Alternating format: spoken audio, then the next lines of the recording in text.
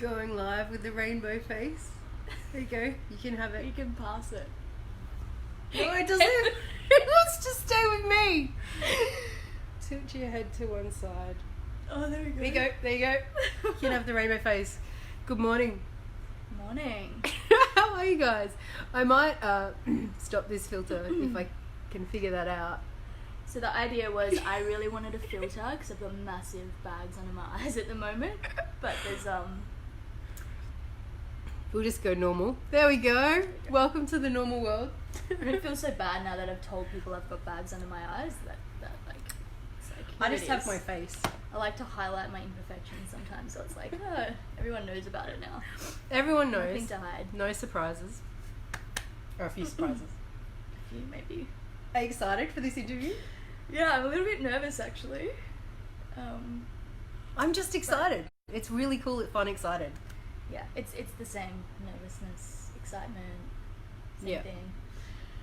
So Cool. hello, Melissa. Hey, thanks for jumping on. So today, here we are, live in-person human form interview. Human form. Doing a bit of a 2020 download with Sigourney. Hello. And yes, we're actually together in the flesh. Human style. I didn't think Zoom would handle this combination. Probably not actually. You know when you get all the tech dropouts just because of something energetic is a little disturbed? Yeah, my tech's been dropping out a lot lately actually. My computer's 2 weeks old and it's been dying.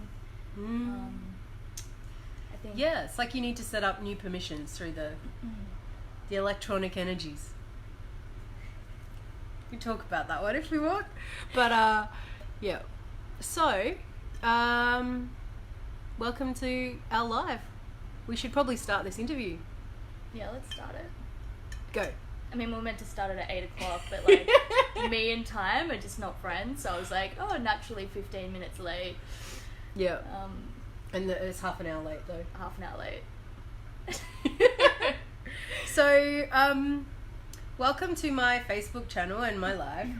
Who are you and how would you introduce yourself for any humans that do not yet know who the fuck you are? Yeah, and I imagine there's a fair few. So my name's Sigourney. I've recently actually changed my name, or I've added a piece to my name. I'm not going to talk about that right now, but who am I? But we tagged her, so you can probably see. Yeah, you can see my name change.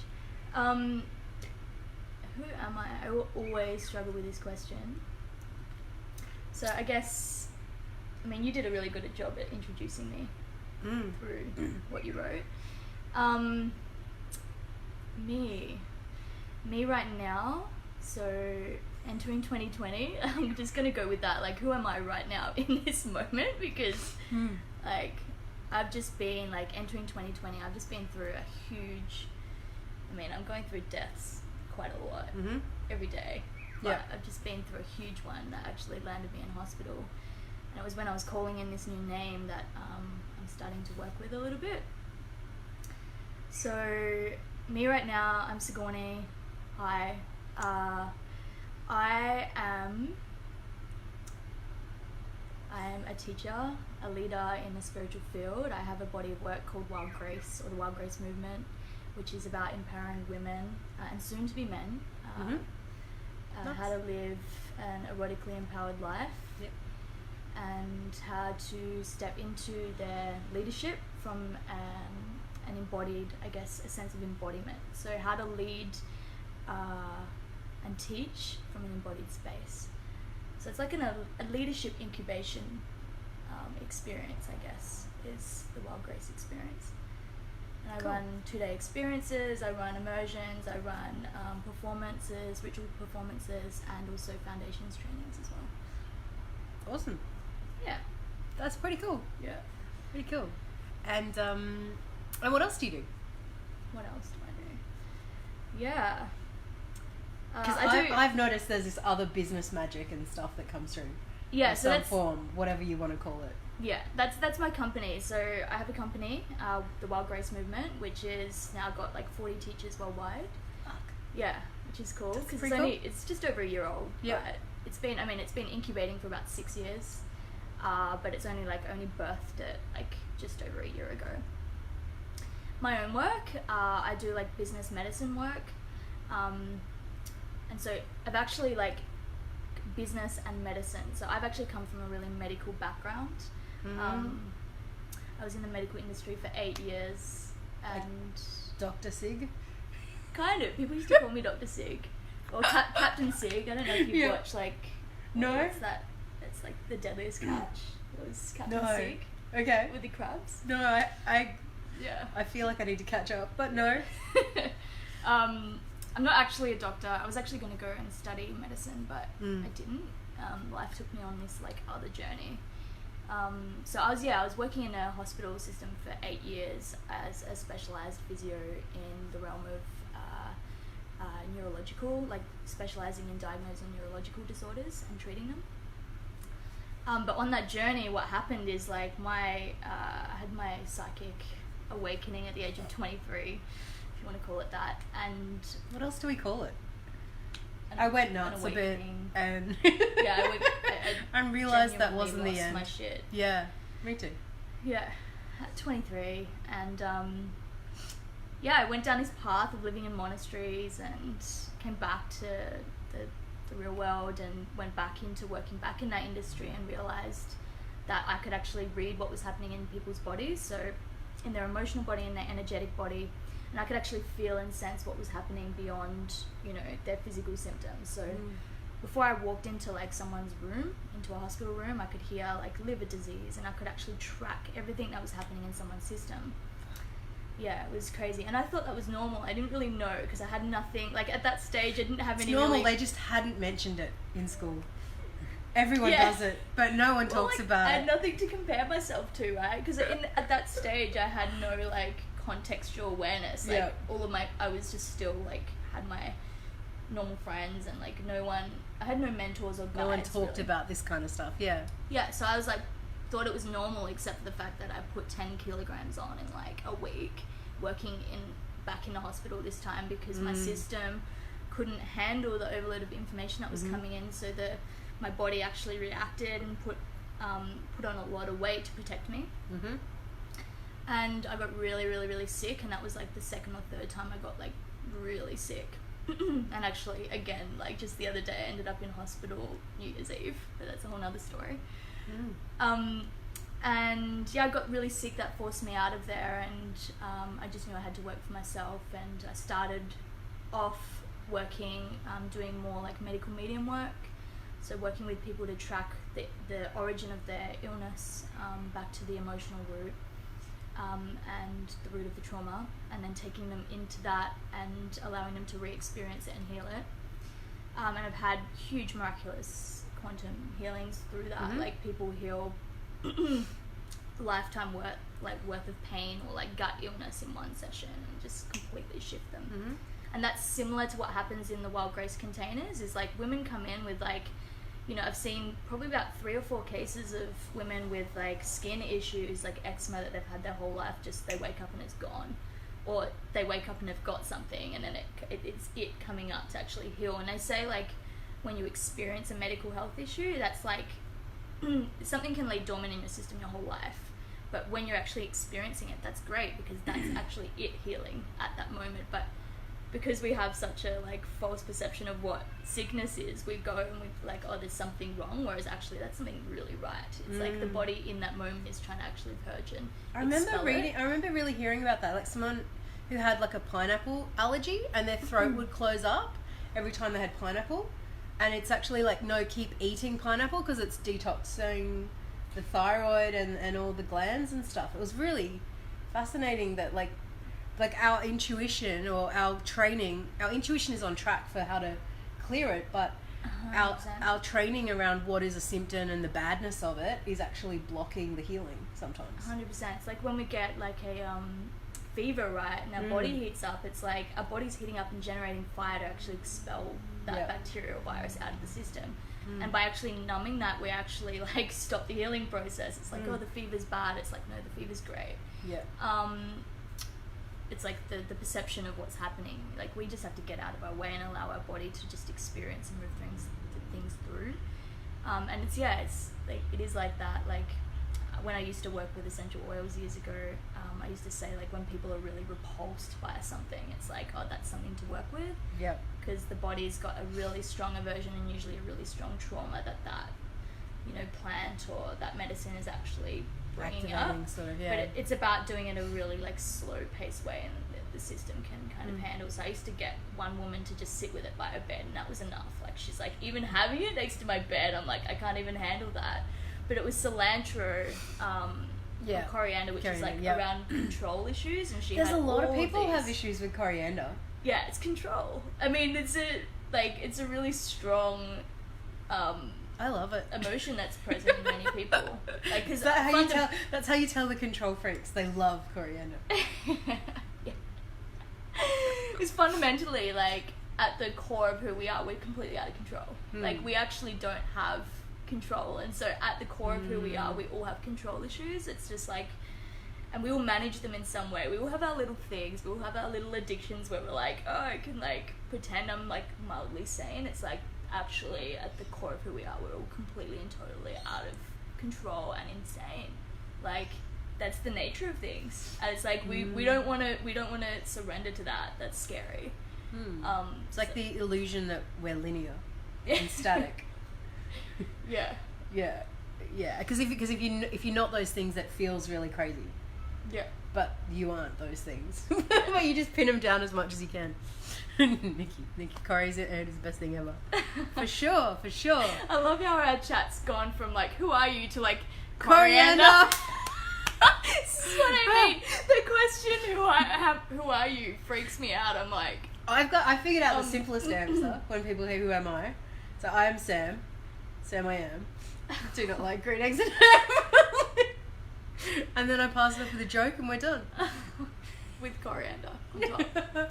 Well, that's how they get green. Anyway, she, like, over a week, she ended up actually being able to smell it and then ingest it, and her control issues completely like changed and shifted. And where I was going with that was the business medicine. I started off more with a medical background, and then I obviously created my own business. I have two, my own company, and then Wild Grace. And Wild Grace accelerated at a very fast rate, and that tends to be how things move in my life anyway. Like, people come into Wild Grace and they're like, what is this? Like, all of a sudden, like, like, I'm doing things far more quickly, I've got less resistance, like, my business is blowing up, and I'm like, yeah, that's the field, and it's also the field that I tap into and work with.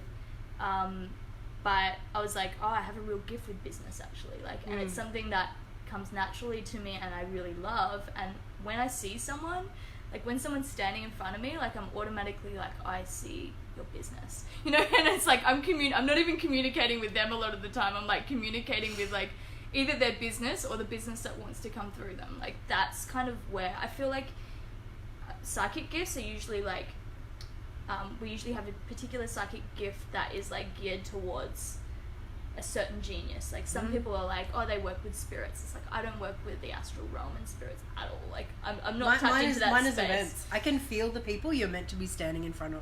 Yeah. And people start talking about what they want to do or events they want to run, and I'm like, yeah, that's not who's there. It's quite weird. That's not what they want to... I get that in my body of, like, feeling the events of how they go. But yeah, I get it. You get, like, the full spectrum of psychic gifts, but then you, like, niche them. And it's not the other doors are closed. Like, you could go whatever realm thingies, but there's no need to. Yeah, it's like, I could do medical medium work, but that doesn't really interest me. Like, what interests me is, like, actually still so why it's business medicine is because when someone sits in front of me, A, I'm, like, talking to their soul of the business, but B, I can feel everything that's happening in their body that's blocking them from actually their business fully landing and from them actually having abundance in their business. And so what happens is, like, I clear out... It's like business healthiness. Yeah, well, I clear out their energetic and emotional bodies so that they can actually be in harmony with their business. And so it's not just like, here's, like, what I see and feel and this is what you need to do. It's like, I'm actually attuning them completely and attuning their system to the soul of their business so that they're aligned, and people find that they can just move and flow with things much more easily. It's really interesting when you said like the soul of their business, like it's a separate entity from the person. It is. It has its own like force and beingness. Yeah. A lot of people, I notice, particularly when they're personally branded, they get it really collapsed. Yeah, that was my actually my that was issue a bit smothering. It's a bit smothering. Yeah. That was my issue for a while until recently, actually, is like, because originally my focus was on my business and my healing work, and then I was like, oh, I'm not a healer, actually, I'm meant to be a leader, I'm meant to navigate this business and be more of a visionary and strategist within my company. And so I stepped out of healing mode and into creating a business that was about healing, but I'm not the healer, because my gift is my perception. So, but then when I stepped into that, I brought a lot of my own personal brand into that. And it's only now since like I've just brought someone on to work in my business. And then I've separated the two entities again. And I'm like, oh, this like Wild Grace is actually very different to me. And now like I can see the difference. But I have that with Awaken. Yeah, like it's sort of like, it's Sam and it's not about Sam. It's like, and how do I find that line to be the voice and the vision, but to also allow that one day other people will speak for that vision too. And it won't be my voice. Yeah, there's certain ways you can navigate that so it's clearer that I've learned. Do you want to dive into some of my questions? Oh, questions make me nervous, but sure, no, the questions are beautiful. And you can also pass, just so you know. Okay, great. Or you can do like side steps and answer something else if you feel like it. I have no requirement to be linear at all. Cool. It's one of my life presuppositions. There's no requirement to be linear. So, we're going to start with looking back. What did you love most about 2019? 2019, holy shit. It was like, I mean, this is like been the energy of like the past few years. I feel like I've been in a bit of a washing machine, but also like also things have, in that I've felt like a little bit confused and like I've been stumbling around the dark a little bit, but actually everything's been like I've done everything the way things have meant to. So 2019 was huge for me. Like my business expanded rapidly during that time, and I felt like I was just completely like at its mercy, like, okay, sure, if you want to go that way, I'm going to go that way. Fine, keep getting bigger. For me, like the word that comes through is community. I found myself in many different communities throughout 2019 and like sampling them and also creating my own as well. So, and that's like, that was actually coming through for me this morning in my like inner dialogue. I was looking at and thinking about how important community is for integration around healing, and also for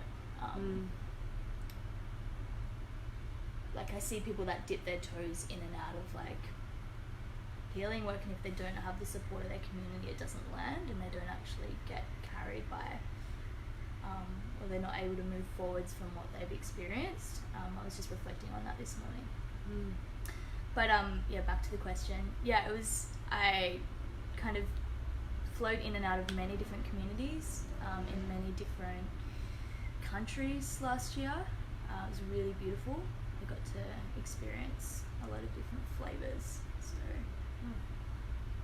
yeah. And what are you grateful to have ended over the past decade? So there's maybe been a thing that was going on and it's now done. Yeah, the like lone wolf syndrome of like, I gotta do all of this alone. Like, I've got to carry all of the weight. I've got to like be responsible for this whole thing. No. I've got an epic team now, and they're just holding me, and it's actually like, when I called in my team, I think this is part of why I got sick actually. It's almost like the support system was there. And also I've aligned with some like brilliant creatives and leaders in my field who are like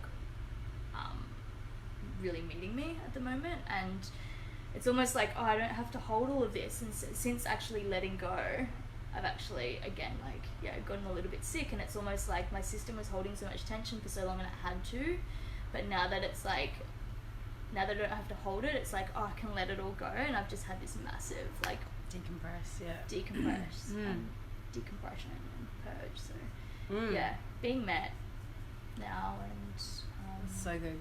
Yeah, it's really great. Yeah, that's definitely one of the things I learned is the last time I ran a similar business was very much everything sort of had to come through me. So we would pick up opportunities, but we weren't prepared because I hadn't invested as much in the longevity and the skill set and the real capacity of the team to expand and accelerate on, like, without me. And so that's this time around, it's like biggest lesson is that humans are the biggest investment we have as a leader, but that also it's not just an investment in them, it's an investment in ourselves. So, yeah, it goes both ways. Yeah, for me it was getting to the point where I could receive that. And like, it's all divinely aligned. I wouldn't have been able to receive this like a year ago. I wouldn't have felt worthy enough to have people come in and support me the way that they're doing now, because it's slightly challenging still, but not nearly as much as it would have been.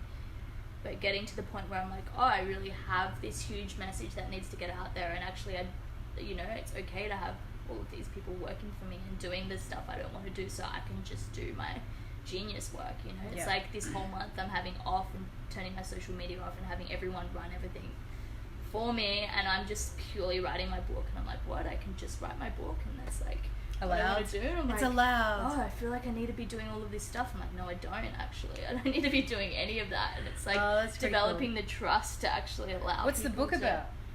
It's okay. Yeah, I can let you know.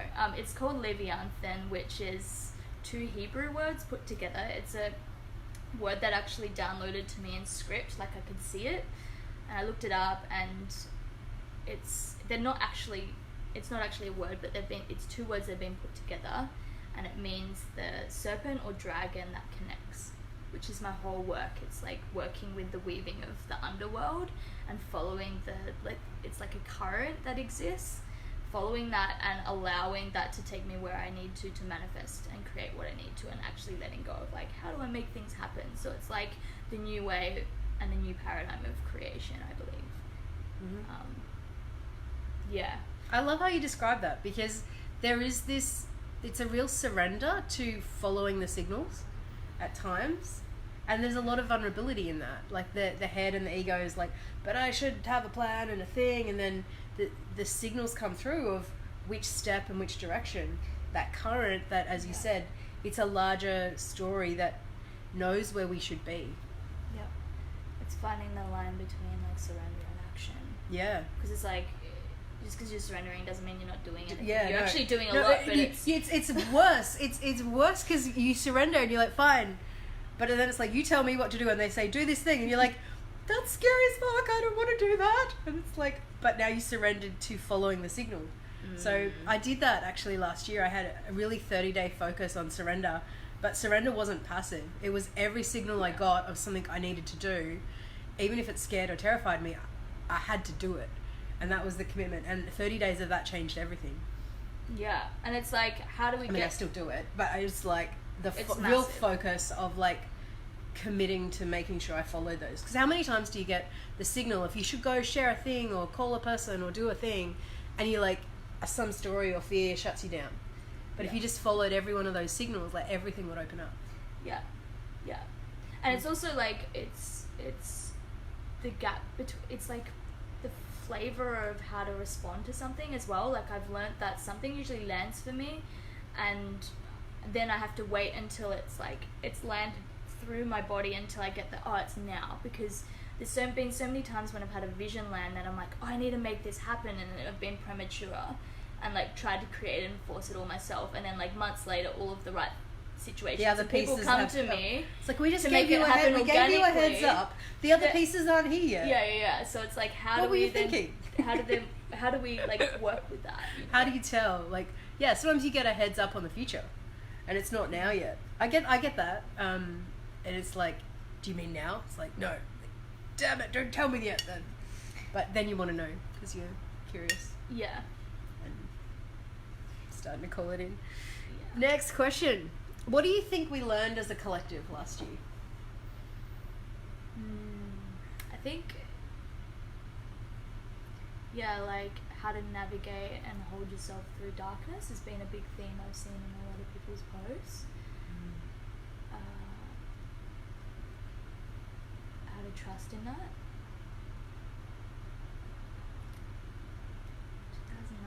2019. It's almost like I'm like, what was 2019? How far does it go back? Because for me, it's all blending in.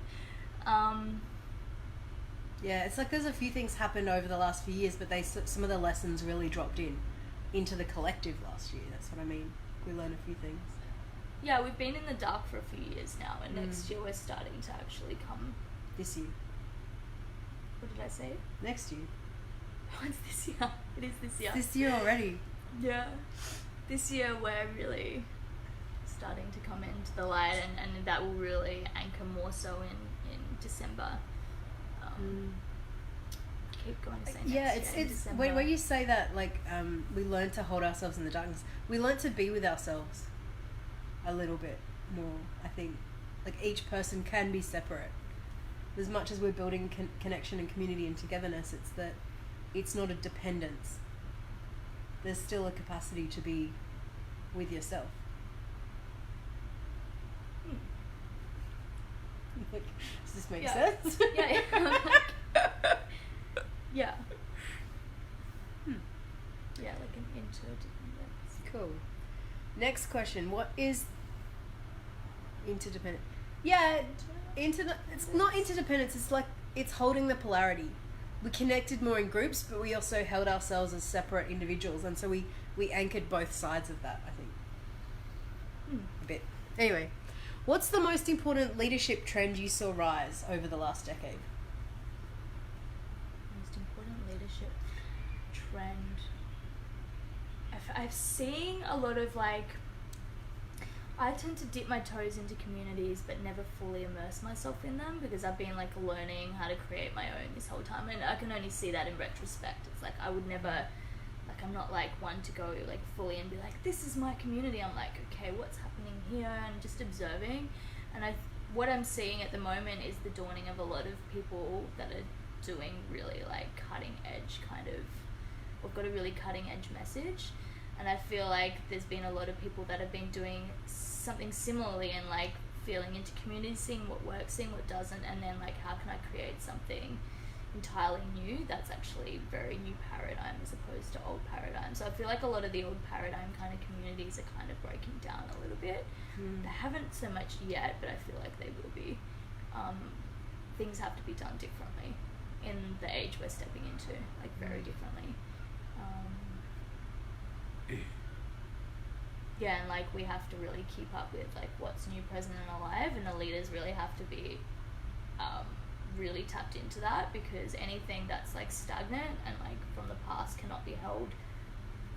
It just has to fall away. It's like things are so rapidly paced now that we have to keep moving with, like, what's real now, because, like, what I believed in a week ago might not be what I believe in right now. Yeah. Like, it's like this, it's very paradoxical, and that we just have to keep opening our channel and receiving speed of innovation. Speed of innovation, yeah. Yeah, and so that our community structures and the ways we lead and communicate and even the way we value the truth or what our community is about, our shared values, like, that needs to evolve and be able to be responsive. Is that kind of what you mean? And the ones that aren't responsive are gonna have challenges. Yeah. Yep. So if they're not bringing in new ideas or letting their values evolve, that's a challenge. Yeah. Which is interesting because the individual is waking up, and so the individual will see through. Yeah.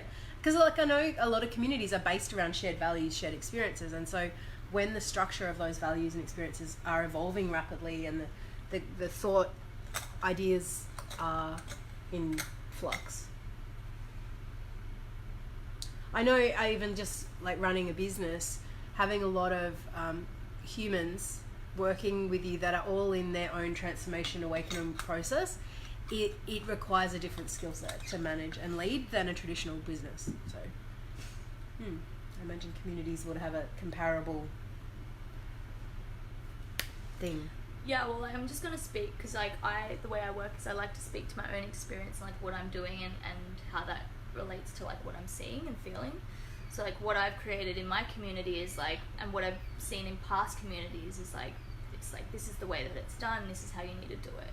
Whereas like what I've created within, for example, what the Wild Grace community is like, I teach them and I train them, and then I train them into basically taking what I teach them and also really feeling into whether it's true for them and creating something that is their own. So empowering their own authentic leadership within what I teach them. So it's not like this is what I'm bringing through, this is what you need to do, this is right. It's like, actually that's not going to be the same for you. So let's find the authentic seed within you of what I've like taught you, and then like bring you into your authentic leader, and then allow you to feed back into my model through your leadership skills, is like creating that harmony and ecosystem. Because what I saw was like, I was trying to fit into communities and I wanted to teach within certain communities, and I felt like this restraint on my like creative abilities, because it's like, this is the way it needs to be. And so I'd rebel against that, right? I was like, fuck this, you know? And so I'm not surprised. Yeah, I was like, I can't be restrained, and so I've created a model in which allows for like the individual creator to come in, their essence to come through, and it's actually I've had to let go of control a little bit, which has been difficult, and I've had to surrender to like, maybe they're gonna leave, and maybe they're gonna, and I trust that if they need to come back they will, and you know, it's like I accept and acknowledge I don't have control over these people, but what my mission is to empower them anyway, and to like empower them to step into their power, knowing that they could overtake what I'm doing and actually create something that's more powerful. Or, you know, it's like I have to continually get out of my own way and trust that what I'm holding is still gonna remain. And I suppose it's slightly, maybe it's just different language, but I guess where I say like the values or the core lessons that underpin your work is what's important to transmit, not necessarily how it's applied or understood or adapted in every scenario. Cool. So do you want to look forward now? Let's look forward. Looking forward. We've still got humans on the line. We still have. Hey humans, we love you guys for joining. What is new and exciting for you that's coming in 2020, which is this year? 2020 feels fucking huge. I was journaling recently. Well, actually, I was like thinking about 2020 recently, and I was like, this is what I think I'm gonna do. And then I started journaling, and my hand just like took me on this whole other journey. It's like, you think you know what's coming? You have no fucking idea. Because I was like, in my head, I was like, I'm gonna rebuild my foundations. I'm gonna get a home. Started journaling. It's like, you're gonna like go, this is basically gonna be a roller coaster, but like the most exhilarating roller coaster you've ever been on. And I'm like, what? That's not what I had in store. Like, it's not what I thought was gonna happen. And since, I've just like gone like, I don't know what's gonna happen in 2020. So many opportunities are arising. I'm currently writing my book this month with the intention of finishing it by the end of January. So I'll be offline for this month. And then that, I feel, is going to take me into spaces to speak about what I'm writing about. They're going to say into space. I'll be in space writing this book, for sure. Then go into space. With a Pisces moon. Cool. My usual hangout. But so what else is happening in 2020? You're traveling to different lands and roaming the world and... Yeah, so book January, February, I'm running 2 trainings. One called the Initiatress, which is a initiation for women into the art of devotion, working with men. With the foundation of it is a tantric bodywork training, but we also work with a couple of gentle plant medicines and work on like the energetics of space holding. And then the Wild Grace training in Bali. I then fly to Costa Rica and I'm speaking at Envision Festival, which is cool. There's a little like potential seed just after that of something that might be happening, but then I'll be in Costa Rica on a medicine retreat in March. And I've got a few big trainings throughout Europe and the UK and America next year, and Nice. the plan is to move and. Oh. And you're going to America to train Jamie? Yes, Jamie, Yes. it's happening. Yes. It's Okay. happening. I'm just gonna sort some other stuff out first. But yeah, America's gonna be the base for next year. So just waiting for things to land there. Yeah. Cool. And are there any big projects that are, or contributions, or what's like the next decade? Like some of the big things. So even if they don't land fully in 2020, what's the next decade got coming? Yeah, I'm going to drop out of what I think right now, because what is actually coming through is something around children. I love children so much. I have a really special connection with them. Like babies, just like they'll be crying and then they'll just look at me and they're like, "What is this?" Like there's something, I have this really special connection with kids. And like I think eventually, like I've got a non-for-profit which I feed into, and I think eventually I'm going to be creating something that works with children that are like People just bringing their babies to look at you? yeah, basically.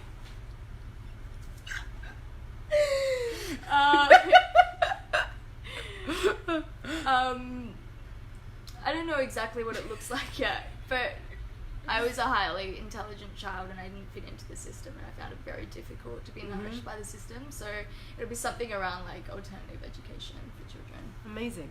Yeah. Amazing. Such a big need for that one.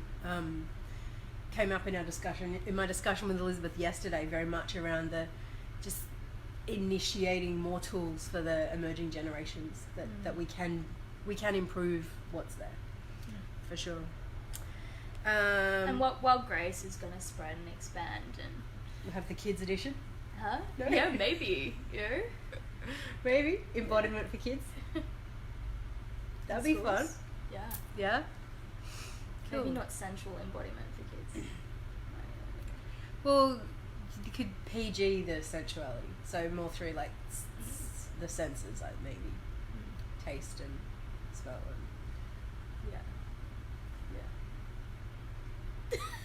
the G-rated Yeah. version. Yeah.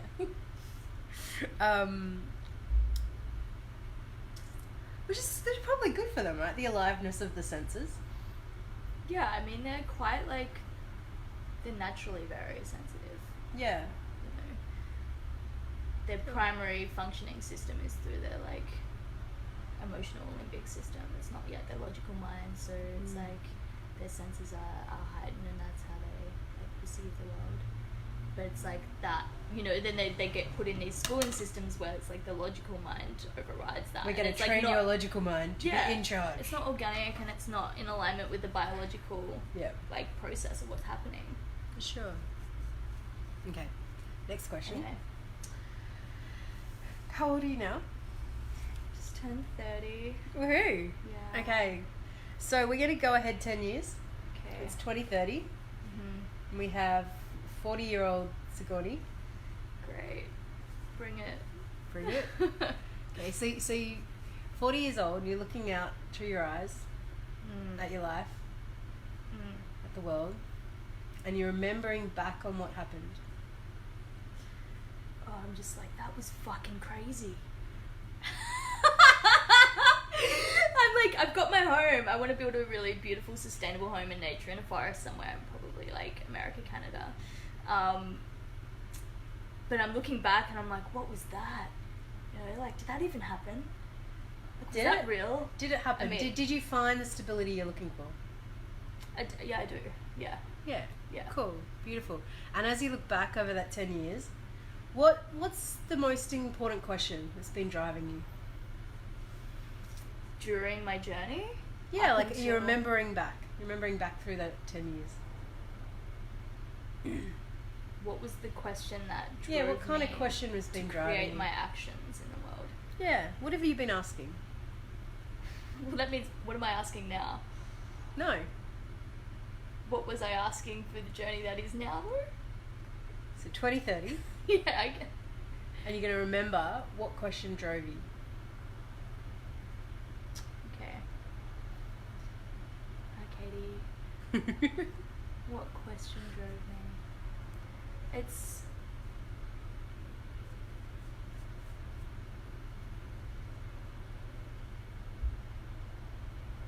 how can I authentically create the greatest impact in the world? Authentically is what comes through. Sure. Yeah. Yeah. At every moment in time. Yep.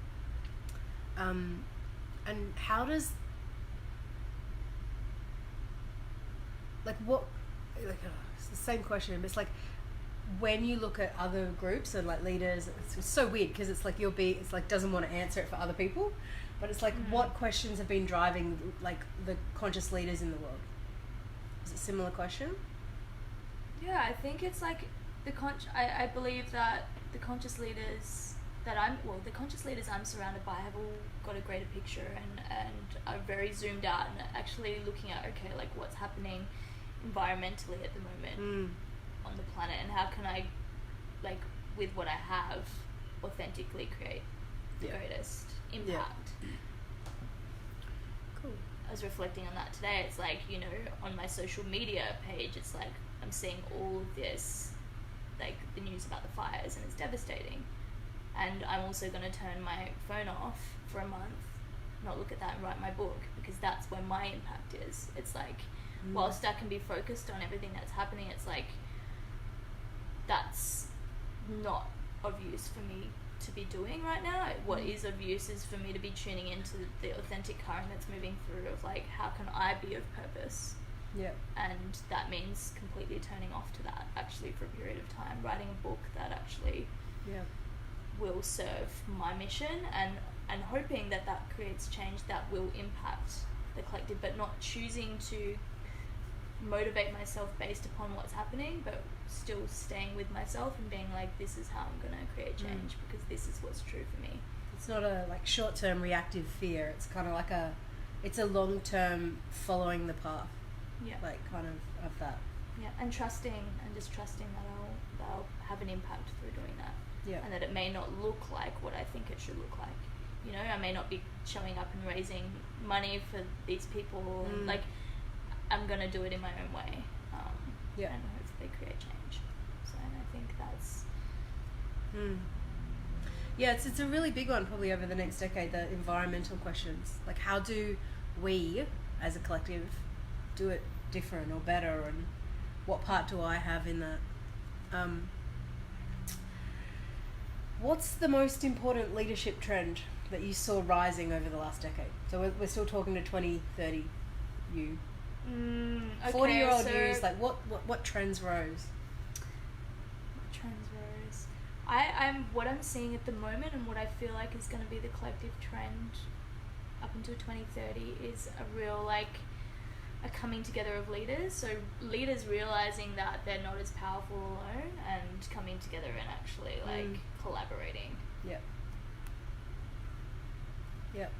I mean, we're about to, in December, tick over to the Aquarius age, which is all about community. It's all about the Aquarius. In December 2020. Yeah, it's all about like it's the visionary.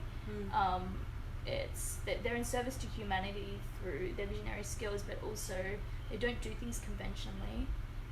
They're revolutionary. They can be quite eccentric, but also it's about community-based living and doing things through community. So I see systemically, kind of like the systemic perspective a bit more. Yeah.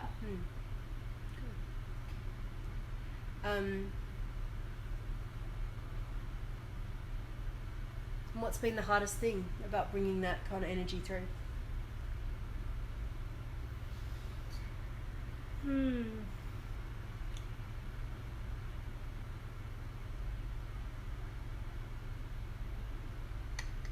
Speak from my own experience again. What I want to share on this.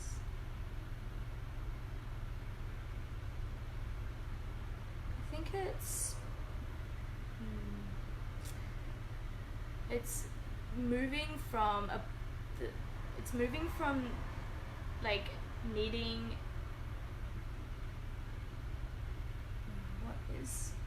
there's so many things I could share on this, but I want to tune into what feels right now.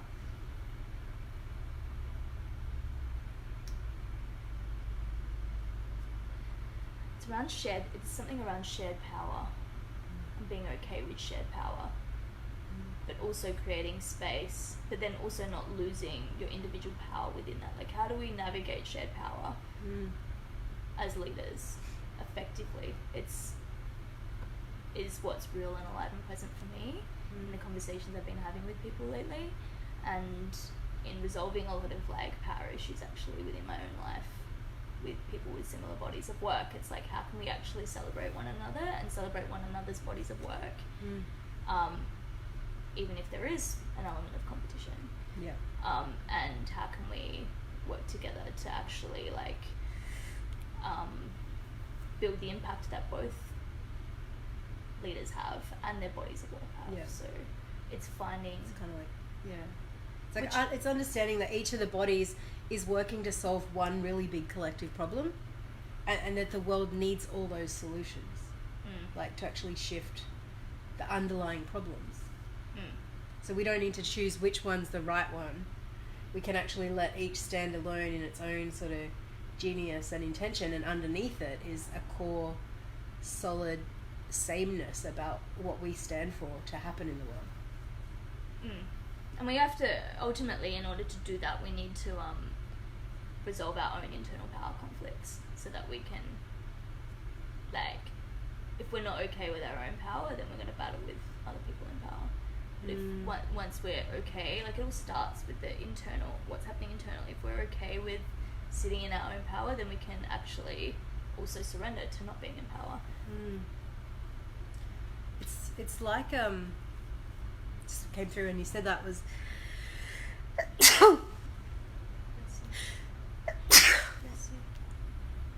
it's like a structure of like really authority driven power has like the person that's right at the top, and then the pyramid sort of comes down, and we're shifting to it's more circular, so there's multiple right wrong becomes less relevant.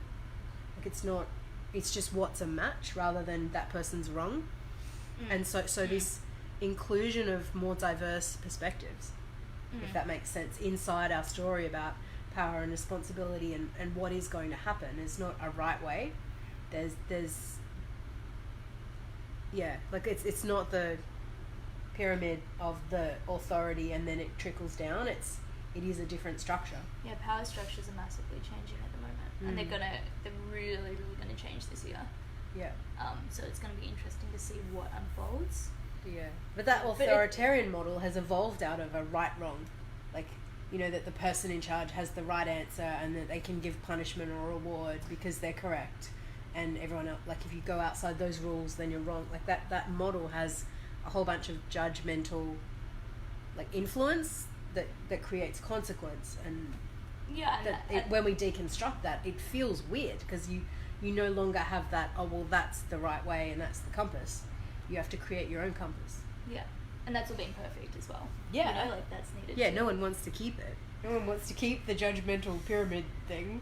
But there's also a place where, like, some people are designed to be leaders and some people aren't, you know, and there's the acknowledgement of that as well. It's like, some people, I believe that some people are here to lead and some people aren't,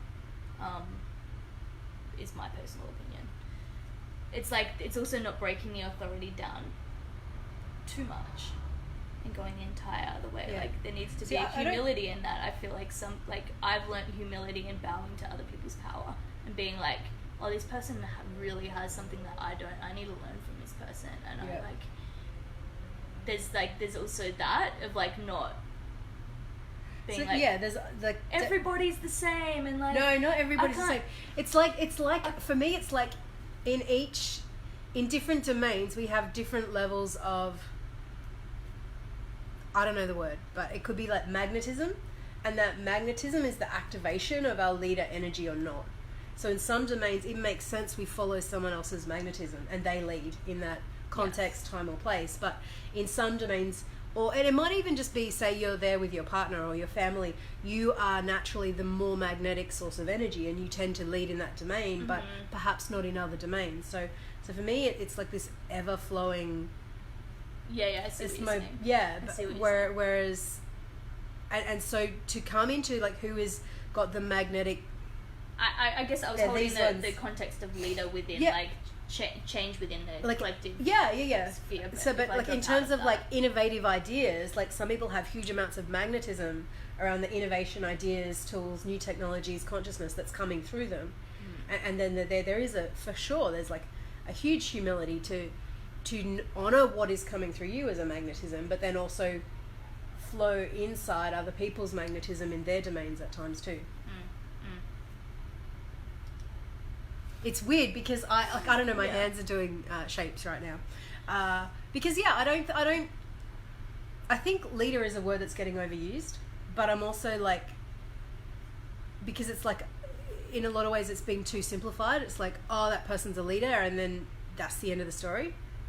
We think we know enough. It's like, well, but leading at what, where, when, how? For sure I think most people have capacity to lead or follow that impulse of magnetism in some domains, but to say every single company is leading is not particularly in a leader, global change, new paradigm focused way. It's a bit too simple. Which we probably are saying the same thing. I think so. I think we just have different language. Yep. Yeah. Which is nice. Sometimes I'm like, I look at you and I like I don't, it's like my brain doesn't comprehend what you're saying, but I know in my being that what you're saying is, I'm like, yeah. But like I don't actually have anything to say to that because I don't really get it, but I understand that what you're saying is... The concepts, yeah. The shape of the ideas underneath it. Yeah. Kind of thing.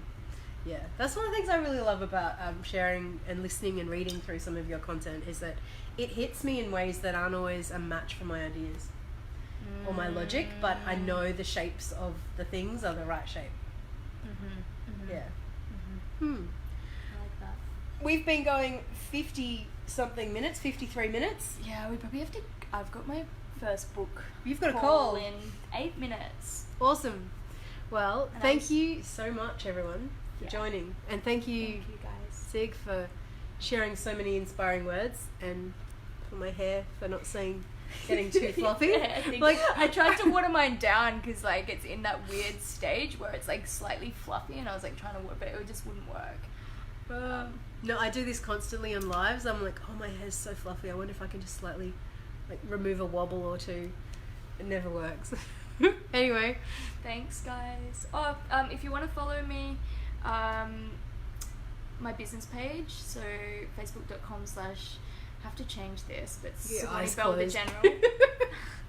And Instagram is Instagram/ Sigourney Belle, and my website www.sigoureneybelle.com, but that's going to be redone in the next couple of months, so that's all changing. But yeah, can you follow me? Cool. Go stalk her page. We'll tag her there, and all the links will be there. And so lots of fun content comes out from this woman. Thanks, Sam. But maybe not for the next month. Yeah, I don't know. It's like my own rules, which is likely. Which is possible. I'm not doing that. Thanks for listening in. Love you guys. Bye.